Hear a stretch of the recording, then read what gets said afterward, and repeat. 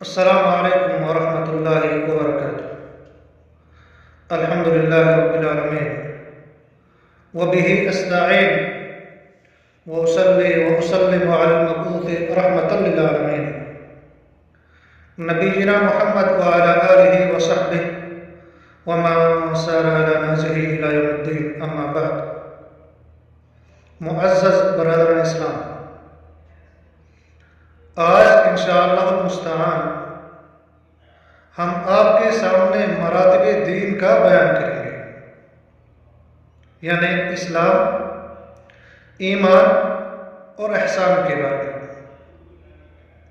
اور ہمارے موضوع کا جو محور ہے وہ حدیث جبریل ہے، کہ جس کے اندر دین کے مراتب کو بیان کیا گیا ہے۔ پہلا مرتبہ اسلام کی شکل میں، دوسرا ایمان اور تیسرا احسان۔ اور حدیث کے راوی امیر المؤمنین عمر بن الخطاب رضی اللہ تعالی عنہ ہے۔ یہ رسول اللہ صلی اللہ علیہ وسلم کے مرنے کے بعد مسلمانوں کے دوسرے خلیفہ ہیں۔ ابو بکر صدیق کے بعد یہی مسلمانوں کے خلیفہ بنے تھے، اور رسول اللہ صلی اللہ علیہ وسلم نے ان کی ہدایت کے لیے خصوصی طور پر اللہ تعالیٰ سے دعا کی تھی۔ یہی عمر بن الخطاب رضی اللہ تعالیٰ عنہ حدیث کے راوی ہے۔ یہ فرماتے ہیں، بینما نحن جلوس عند رسول اللہ صلی اللہ علیہ وسلم ذات یوم، کہ ایک دن ہم رسول اللہ صلی اللہ علیہ وسلم کے پاس بیٹھے ہوئے تھے، تو اسی اثنا میں اذ طلع علینا رجل شدید بیاض الثیاب شدید سواد الشعر، کہ خوب سفید کپڑوں میں ملبوس ایک شخص، کہ جس کے بال کالے تھے، ایسا شخص جو ہے اچانک نمودار ہوا۔ لا یرا علیہ اثر السفر، کہ جس پر سفر کے کوئی بھی اثرات نمایاں نہیں ہو رہے تھے۔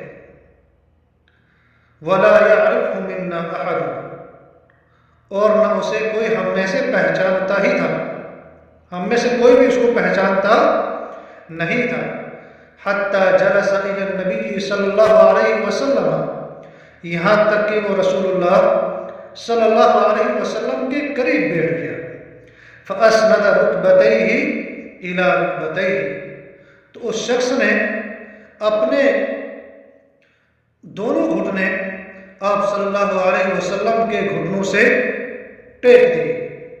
اس کے بعد جب اتنا قریب بیٹھا، فرمایا فَأَسْنَدَ رُكْبَتَيْهِ إِلَى رُكْبَتَيْهِ وَوَضَعَ كَفَّيْهِ عَلَى فَخِذَيْهِ، اور اس نے اپنے دونوں ہتھیلیوں کو اپنے دونوں رانوں پر رکھا، اور پھر کہا، یا محمد، اے محمد صلی اللہ علیہ وسلم، اخبرنی عن الاسلام، مجھے اسلام کے بارے میں آگاہی دیجیے، مجھے اسلام کے بارے میں بتائیے۔ تو آپ صلی اللہ علیہ وسلم نے فرمایا، الاسلام، اسلام تو یہ ہے، تشہد ان لا الہ الا اللہ وان محمدا رسول اللہ، کہ آپ اس بات کی گواہی دیں کہ اللہ کے سوا کوئی معبود حقیقی نہیں، اور محمد صلی اللہ علیہ وسلم اللہ کے رسول ہیں۔ وَتُقِيمَ الصَّلَاةَ، اور آپ نماز قائم کریں۔ وَتُؤْتِيَ الزَّكَاةَ، اور آپ زکوٰۃ ادا کریں۔ وَتَصُومَ رَمَضَانَ، اور آپ رمضان کا روزہ رکھیں۔ وَتَحُجَّ الْبَيْتَ إِنِ اسْتَطَعْتَ إِلَيْهِ سَبِيلًا، اور آپ بیت اللہ کا حج کریں اگر آپ کو حج کرنے کی طاقت ہے۔ قال صدقت، تو اس نے فرمایا آپ نے سچ کہا۔ فعجبنا له يسأله ويصدقه، تو ہمیں اس کا یہ معاملہ عجیب گزرا، ہمیں تعجب ہوا کہ یہ شخص یہ پوچھ بھی رہا ہے، ويصدقه، اور پھر آپ صلی اللہ علیہ وسلم کے دیے ہوئے جواب کی تصدیق بھی کرتا ہے۔ قال فاخبرنی عن الایمان، تو اس نے کہا کہ محمد صلی اللہ علیہ وسلم، آپ مجھے ایمان کے بارے میں بتائیں۔ ایمان کے بارے میں مجھے آگاہی دیجیے۔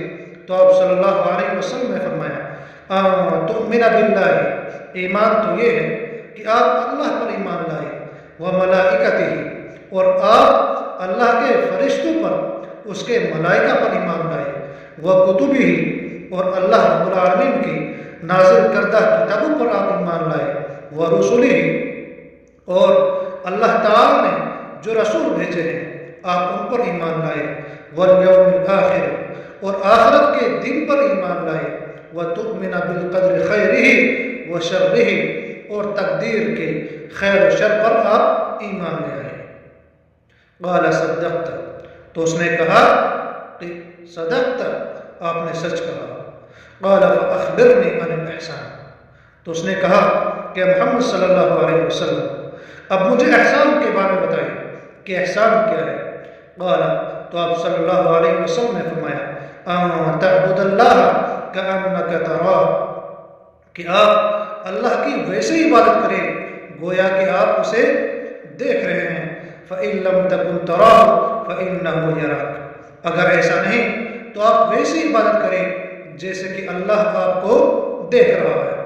قال فأخبرنی عن الساعة، اے محمد صلی اللہ علیہ وسلم آپ مجھے قیامت کے بارے میں بتائیں، قیامت کے بارے میں مجھے آگاہی دیجیے۔ قال، تو آپ صلی اللہ علیہ وسلم نے فرمایا مل مسئول عنہا بأعلم من السائل، کہ جس سے پوچھا جا رہا ہے، جس سے سوال کیا جاتا ہے قیامت کے بارے میں، تو سائل مسئول سے زیادہ اس چیز کی معرفت رکھنے والا ہے۔ قال فأخبرنی عن اماراتها، تو اس نے کہا کہ محمد صلی اللہ علیہ وسلم مجھے آپ اس قیامت کے بارے میں جو میں نے آپ سے پوچھا اس کے بارے میں تو بتلا دیجیے۔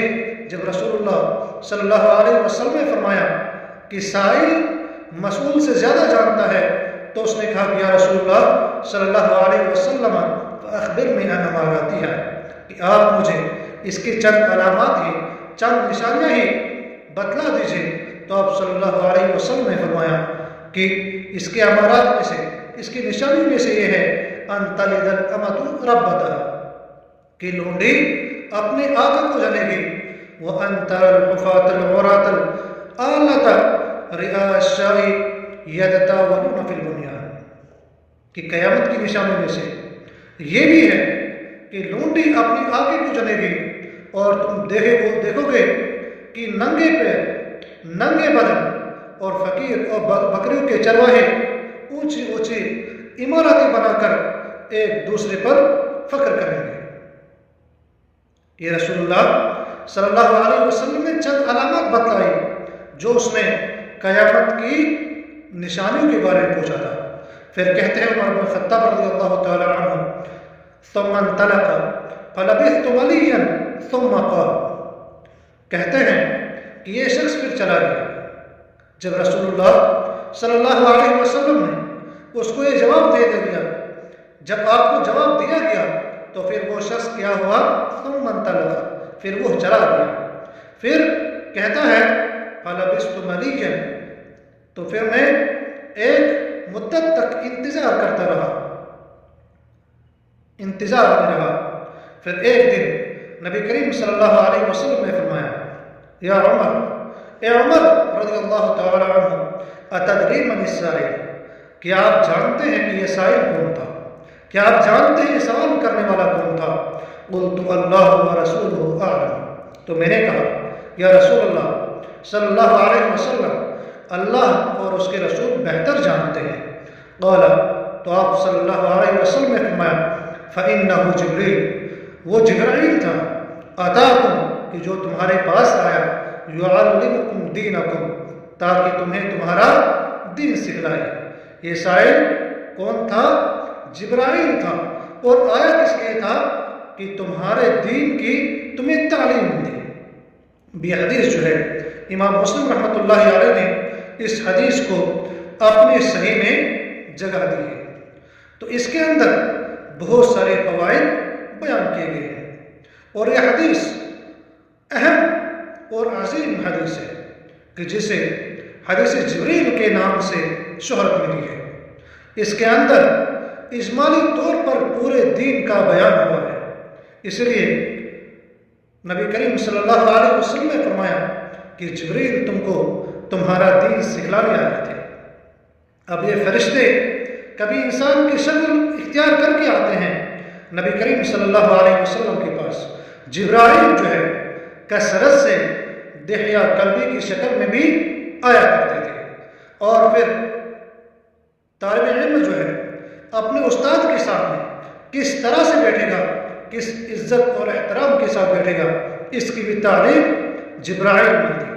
اور اس حدیث میں اسلام کے 5 بنیادی ارکان کا بیان ہوا کہ جس میں سے رسول اللہ صلی اللہ علیہ وسلم نے جب اسلام کے بارے میں آپ کو پوچھا گیا تو شہادتین کے بعد آپ صلی اللہ علیہ وسلم نے پھر نماز کا بیان کیا، پھر اس کے بعد اسی طرح سے زکوٰۃ کا بیان کیا، اسی طرح سے زکوٰۃ یہ جو ہے صوم رمضان، اور پھر اگر استطاعت ہے تو حج۔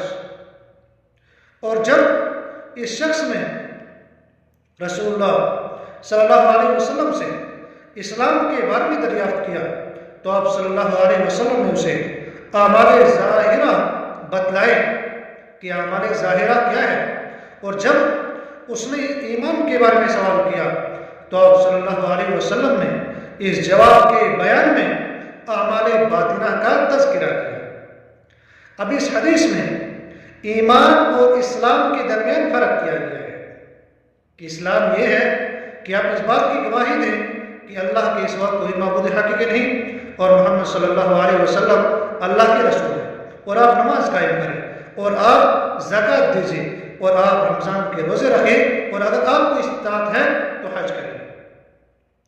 اور یہ بھی اس بات پر انحصار ہے کہ اسلام اعضاء اور جوارح کے ظاہری اعمال کو گردانا گیا ہے۔ اور جب ایمان کے بارے میں سوال کیا گیا تو آپ صلی اللہ علیہ وسلم نے ایمان میں قلبی اعمال کو ذکر فرمایا۔ اس کا سبب یہ ہے کہ جب اسلام اور ایمان جو ہے کہیں پر اکٹھے ذکر کیا جائے تو دونوں الگ الگ مفہوم رکھتے ہیں، دونوں کا الگ الگ معنی ہوتا ہے، لیکن اگر کہیں پر دو میں سے کسی ایک ہی کو بیان کیا گیا تو وہ پھر دونوں مفہوم کو شامل ہوتا ہے۔ اس لیے اہل علم کا قول ہے ہر مومن مسلمان ہے، ہر مومن مسلمان ہے اور ہر مسلمان مومن ہے، کیونکہ ایمان جس کے دل میں رچ جائے، بس جائے، جگہ بنا لے تو وہ اسلام کے اعمال ضرور انجام دے گا، لیکن جو شخص اسلام کے ظاہری اعمال انجام دے رہا ہے ضروری نہیں کہ اس کا دل جو ہے ایمان پر پوری طرح سے مطمئن ہو، اور ایمان کے اندر جو ہے اعمال بھی داخل ہے، ان کے بغیر اعمال مکمل نہیں ہوتا ہے۔ اور ایمان کے جو ہے اس حدیث کے اندر 6 ارکان بیان کیے گئے ہیں: اللہ پر ایمان لانا، اس کے فرشتوں پر ایمان لانا، اس کی کتابوں پر ایمان لانا، اس کے رسول پر ایمان لانا، یوم آخرت پر ایمان لانا، اور تقدیر کی بھلائی اور برائی پر ایمان لانا۔ یہ 6 ایمان کے ارکان میں سے ہیں۔ اور پھر ایمان باللہ کے ضمن میں اللہ کے وجود، اس کے ربوبیت، الوہیت، اسماء اور صفات پر بھی ایمان لانا ہے۔ اسی طرح سے فرشتوں پر ایمان لانا اس میں یہ بھی شامل ہے کہ وہ اللہ تعالیٰ کی مخلوق ہے، اس کے معزز بندے ہیں، وہ اللہ کے ہر حکم کی تعمیل کرتے ہیں، کسی بھی حکم میں وہ اللہ رب العالمین کی نافرمانی نہیں کرتے، نور سے پیدا کیے گئے ہیں، نہ کھاتے ہیں نہ پیتے ہیں، کسی اکتاہٹ کے بغیر شب و روز اللہ کی تسبیح میں مشغول رہتے ہیں۔ وہ اتنی کثیر تعداد میں ہیں کہ ان کی گنتی اللہ کے سوا کوئی نہیں جانتا۔ کچھ فرشتوں کے مخصوص کام بیان کیے گئے ہیں، ان پر ایمان بھی فرشتوں پر ایمان لانا یہ ایمان کا ایک حصہ گردانا گیا ہے۔ اسی طرح سے کتابوں پر ایمان لانا، اس کا مطلب یہ ہے کہ اللہ تعالیٰ نے انسانیت کی فلاح اور بہبودی کے لیے، انسانیت کی رشد و ہدایت کے لیے مختلف زمانوں میں مختلف رسولوں پر مختلف کتابیں نازل فرمائیں۔ وہ سب حقیقت میں اللہ تعالیٰ کی طرف سے نازل شدہ کتابیں ہیں۔ ان میں کچھ کتابیں جیسے تورات ہے، زبور ہے، انجیل ہے، یا اسی طرح سے قرآن مجید، ان ساری کتابوں پر جو ہے جو اللہ کی جانب سے مختلف زمانوں میں مختلف رسول پر نازل کی گئی، ان پر ایمان لانا، اور اسی طرح سے رسول پر ایمان لانا۔ اس کا مطلب یہ ہے کہ ان کی رسالت اللہ تعالیٰ کی طرف سے برحق ہے۔ ایک کی رسالت کا منکر تمام کی رسالت کا منکر مانا جائے گا۔ اگر کوئی شخص کسی رسول کی رسالت کا انکار کرتا ہے تو وہ شخص گویا کہ سارے رسولوں کی رسالت کا انکار کرنے والا ہے۔ سب سے پہلے رسول نوح علیہ السلام ہے، اور سب سے آخری رسول محمد صلی اللہ علیہ وسلم ہے۔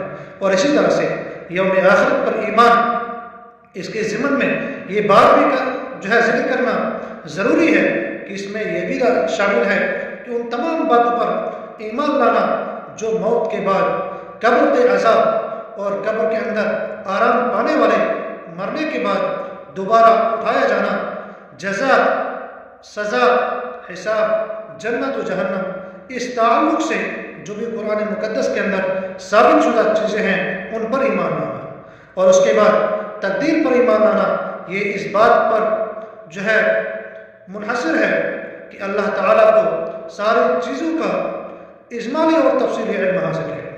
اس نے سب کچھ لوح محفوظ میں لکھ دیا ہے۔ اس کی مشیت، اس کی چاہت کے بغیر دنیا میں ایک پتا بھی ہل نہیں سکتا، کوئی ذرہ اپنی جگہ سے اڑ سکتا ہی نہیں، اور نہ کوئی پتا ہل سکتا ہے، بلکہ کائنات کی ہر چیز کا علم اللہ کی ذات رکھنے والی ہے۔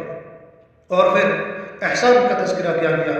احسان کے جو لفظی معنی ہیں وہ ہے کسی کام کو عمدہ اور بہتر انداز میں کرنا، اور اصطلاح میں احسان کی دو قسمیں بیان کی گئی ہیں۔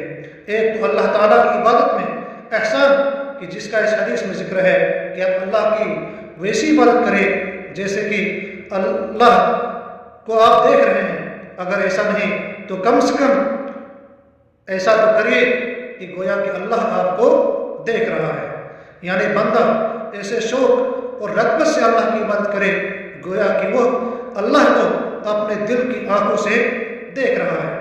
اگر اس کو یہ مقام حاصل نہیں تو یقینی طور پر لازمی طور پر یہ ہونا چاہیے کہ اللہ تعالیٰ کم سے کم اس کو دیکھ رہا ہے۔ اور احسان کی دوسری قسم یہ ہے کہ اللہ تعالیٰ کے بندوں کے ساتھ معاملات میں حسن سلوک کا رویہ اپنایا جائے، ان کے ساتھ جود و شفا کیا جائے، ان کی مصیبتوں میں ان کا کام آیا جائے، ان سے مسکراہٹ اور خندہ پیشانی کے ساتھ جو ہے ان کے ساتھ ملا جائے، اور دیگر اعمال خیر کیے جائیں۔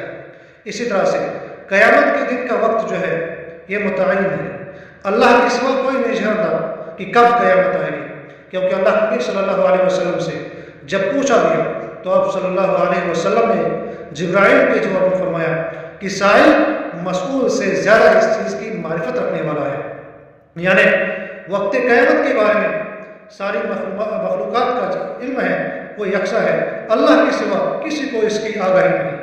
لیکن اس سے قبل کچھ نشانیاں رسول اللہ صلی اللہ علیہ وسلم نے بتلائی، تو آپ صلی اللہ علیہ وسلم کا یہ فرمانا کہ سائل مسئول سے زیادہ جاننے والا ہے، تو اس سے پتہ چلا کہ رسول اللہ صلی اللہ علیہ وسلم بھی جو ہے عالم الغیب نہیں۔ اور کبھی کبھار ایک عالم کو بھی چاہے کہ عالم جب اس کو جواب معلوم ہو تو اسے چاہے کہ وہ یہ بات کہے واللہ اعلم، واللہ اعلم۔ اسی طرح سے اب حدیث کے آخر میں کچھ قیامت کی نشانیاں بتائی گئی ہیں، ان میں سے پہلی چیز کہ لونڈی اپنے آقا کو جنم دے گی، یعنی فتوحات ہوں گی اور لونڈیاں بڑھ جائیں گی، اور ایسے ہی ان کی اولاد بھی، پھر ماں اپنے آقا کو لونڈی ہوگی اور اس سے ہونے والی اولاد اس کے آقا کے درجہ جو ہے رکھنے والی ہوگی۔ اسی طرح سے جو ہے آپ نے اور بھی کئی چیزیں بیان کی کہ فقر و فاقہ میں پلنے والے لوگ کہ جو ننگے پیر چلا کرتے تھے، ان کے جسم پر کوئی کپڑے نہیں تھے، لیکن وقت ایسا آئے گا کہ ان کے بھی بلند و بالا محلات ہوں گے، وہ بھی بڑی بڑی محلوں میں رہیں گے، ایسی عمارتیں بنائیں گے کہ ایک دوسرے پر فخر کرنے لگیں گے، یعنی اس کے جو بھی چیزیں ہیں، جو آپ نے اس کے پیچھے والی چیزیں تھیں، ان سب کو بھول جائے گا، اور پھر پست قسم کے لوگ جو ہے یہ سردار بن جائیں گے، اور مال کی اس قدر فراوانی ہو جائے گی کہ اونچی بلڈنگیں اور بلند و بالا عمارتیں بنانے سے جو ہے یہ پیچھے نہیں رہیں گے، بلکہ اس میں سے بڑھ چڑھ کر ایک دوسرے سے زیادہ حصہ لیں گے۔ اللہ تعالی ہمیں حق بات کہنے کے بعد اس پر عمل کرنے کی توفیق عطا فرمائے۔ السلام علیکم ورحمۃ اللہ وبرکاتہ۔